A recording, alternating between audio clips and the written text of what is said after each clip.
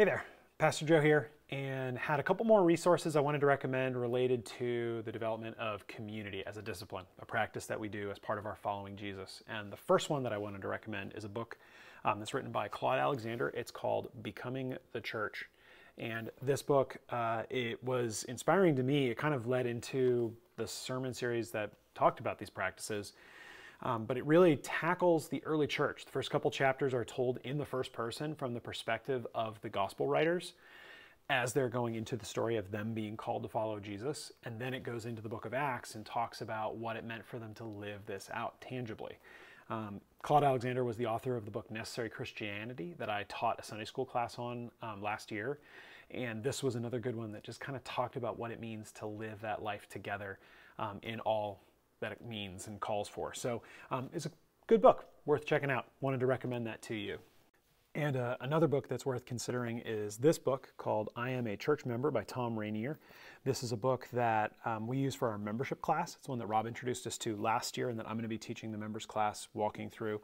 But it talks about the way that we are called to be a part of a body as members, not just as members of like a country club, but members of a body that depend on each other.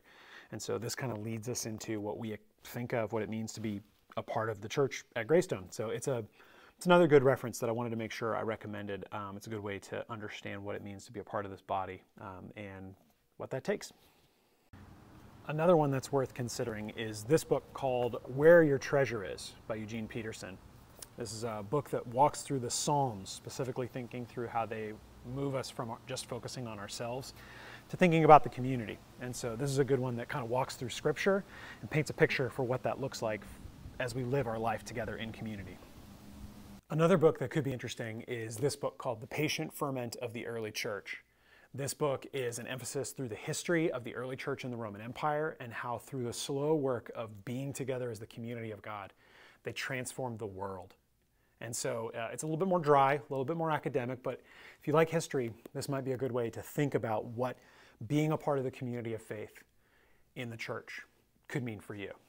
One last reference that I wanted to put out there was a resource, this book called Made for People by Justin Earley.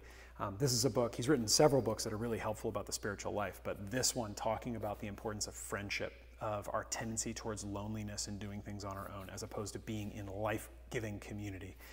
He does this in a way that's really challenging, that's inspiring and convicting, and calls us to what this life lived together can really look like. So just these resources are options for us to think about. The reason we exist as a church together is to encourage one another, bearing each other's burdens and walking with each other as we follow Christ. So I hope these resources can give you some encouragement and help thinking through how we do this in deeper ways.